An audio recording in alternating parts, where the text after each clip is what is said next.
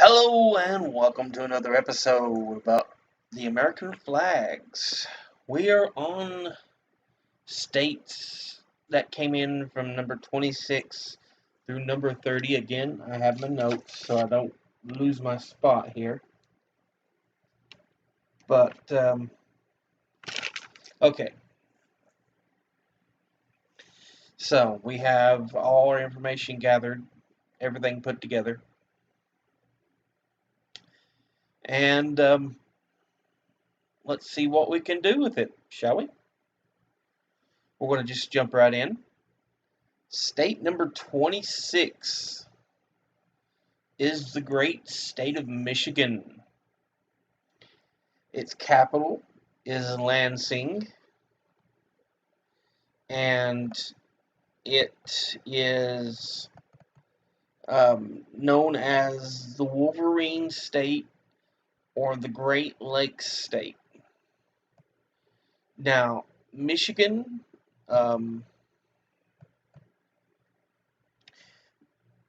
became a state it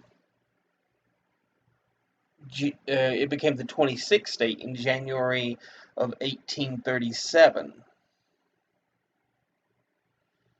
So it was still pretty early on. You'll see a number of different tribes that were in the Michigan area, native tribes that were there. And these include the Ojibwe, the Chippewa, the Ottawa, and the Potawatomi. Other tribes that can be included are the Mascoutin, the Menominee, Miami, the Sauk, the Fox, and the Wyandot. Now, the first people we had, as far as Europeans exploring the area, were the French, and they were there as early as 1622. Michigan was considered part of the Canadian territories, but by 1847, the Upper Peninsula and Drummond Island had become part of Michigan, U.S. So all that area became U.S. territory. As far as the flag, it's a blue flag. It has two stags on the side of a sill. At the top, you see a bald eagle on top of some branches. Above it is the United States motto, E pluribus unum, which means out of many, one. So, and then, as I said, the stags are standing on either side of a sill. For the state of Michigan, it says Tuabor, which essentially means I will defend. And on the sill, it looks like a guy standing on a shore on a riverbank. So you have that. And at the bottom, you have another banner, and on it says Siqueris Pensilem Homonem Circumspice, or Circumspice. My Latin's very, very bad, since I had very little practice in it. But it basically means if you seek a pleasant peninsula, look around. And that's the Michigan motto. But altogether, that is the Michigan flag, which, if I didn't mention, its capital is in Lansing. I probably did mention it, but just wanted to throw that out there. That'll bring us on to our next state, which is the state of Florida. Now, Florida has a capital of Tallahassee and is known as the Sunshine State. It became the 27th state of the United States in March of 1845, and it has natives that include the Appalachee, the Timucua, the Ais, the Tocobaga, the Calusa, the Tequesta, and the Seminole. And once again, I must apologize if I do butcher your tribal names. I apologize. I'm doing my honest best I can. Um, but Europeans first touch land in uh, the region in 1513 around um, the year 1513 by the conquistador Juan Ponce de Leon. So it was entered into early, and this will bring us into the flag. It's a white flag with a red cross background or red X background, however you prefer to see it. And on the front of that X, you have the Florida seal, which is the actual state seal. But what it essentially says, the great is a circle. It says the great state of Florida, and at the bottom, in God we trust. In the circle, you have a woman standing on a shore, and you see some palm trees behind her, and then um, even further back, you see some ships, which kind of gives you the idea of how coastal, how much dealing with the water Florida is. So, and that for us is the state of Florida. Now, it brings us to the state of Texas, and its capital is in Austin, Texas. So, you have it known as the Lone Star State. And it became the 28th state of the United States in December of 1845. Among the natives that were in the area were the Alabama, the Apache, the Atacap. Trying to make sure I don't read it wrong here. The Atacapan, the Badai, the Caddo, the Aranama, the Comanche, the Choctaw, the Chushata, the Hasinai, the Jumano, the Karankawa, the Kickapoo, the Koawa, Kiowa, the Tonkawa, and Wichita. And again, my apologies to those tribes if I did butcher the names, even though I've described in my last state video that may not even been the names in your languages. Usually these are European-derived names, so it's not even the true name the tribes gave themselves. I mean, for example, in Japanese, the Japanese people don't call themselves Japanese, it's the Nihongo. And the country is in Nihon. So, again, these are European derived names, so. Um, the Spanish and French are throughout pre-America Texas, with the Spanish owning Mexico to the south of modern-day Texas, and the French to the east of modern-day Texas with the Louisiana Purchase lands. So you'll have a lot of French and Spanish influence in the area.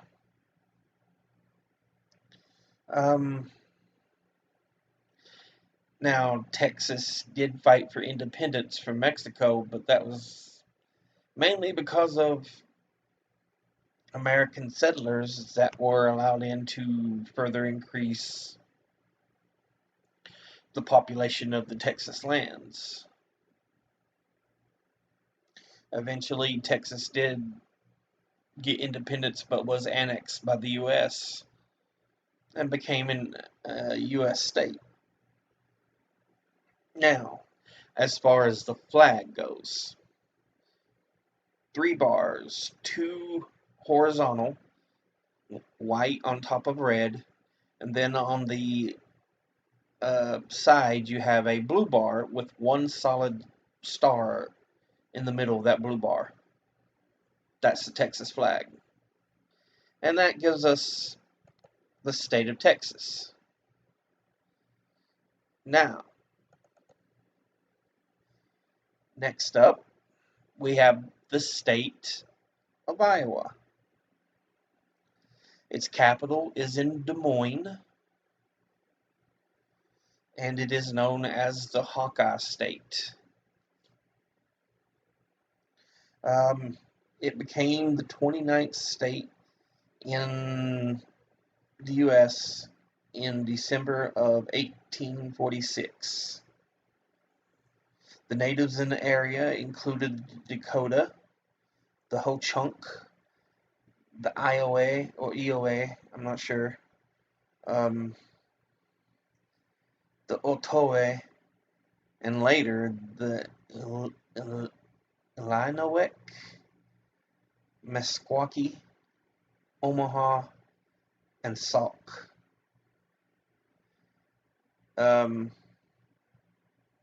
Now, we did know there were Europeans in Iowa as early as the late 1600s, usually French explorers. So, now,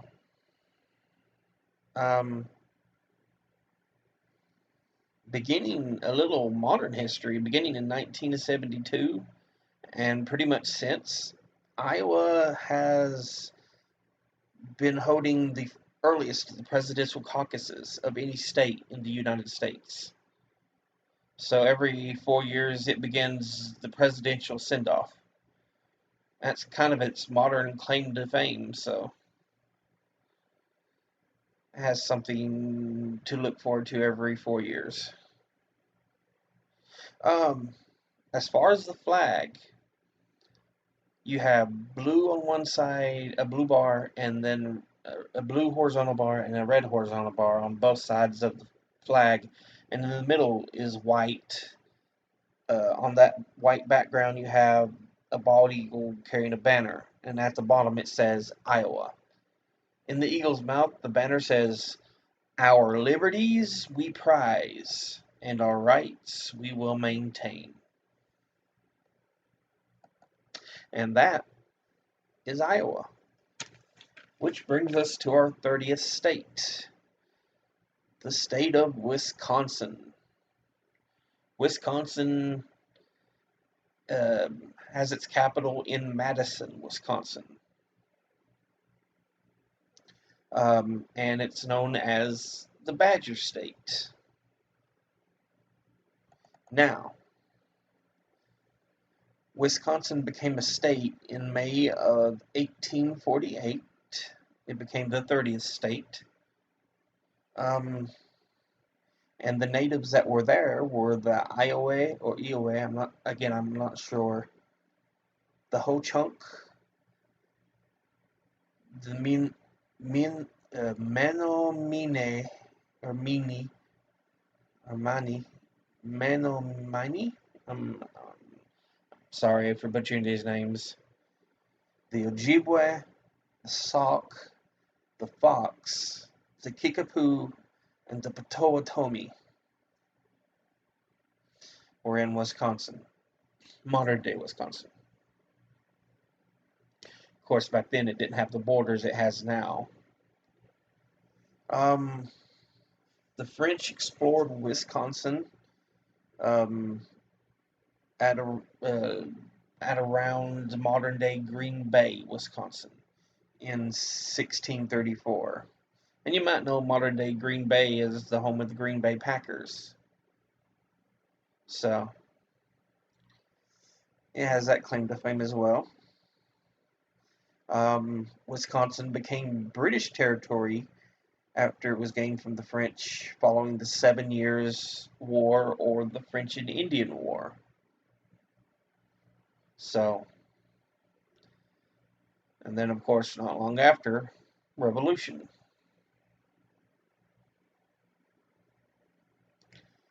So, we have the French and Indian War, the 7 Years' War, whichever. Now, to describe the flag, it's a blue flag, Wisconsin at the top in white, and at the bottom in white, 1848. In the middle, it has a symbol, an emblem, has the banner forward, and then a picture of a badger on a stick.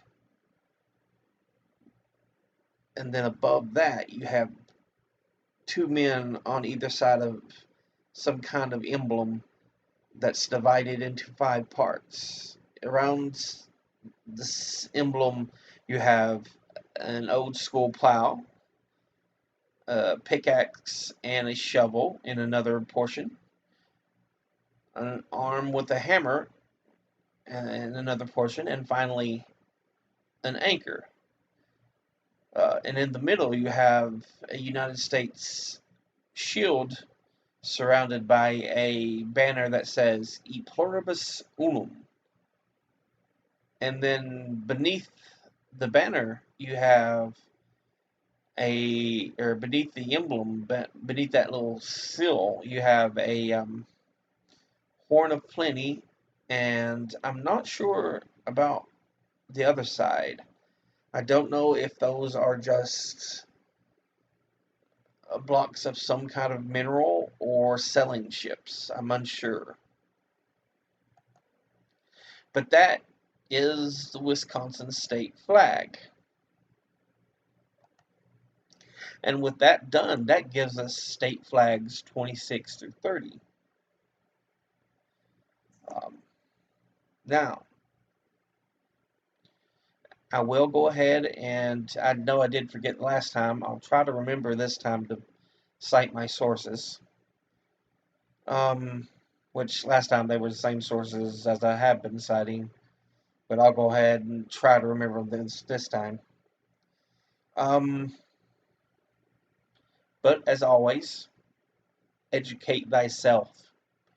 Read, study, learn. It's immensely important that we have an educated populace. This is huge. For no matter how determined you are, if you're not that intelligent, you're not going to do much. I mean, we had to have the founding fathers, many of whom were self-taught, who were very educated, spark off the revolution. They were our founding fathers for a reason. They knew things. They were educated. Educate yourself. Think, learn, study. It's so important, especially in the modern era. But that's it for now. Thank you for watching. You have a good rest of the day, and I'll see you later. Bye.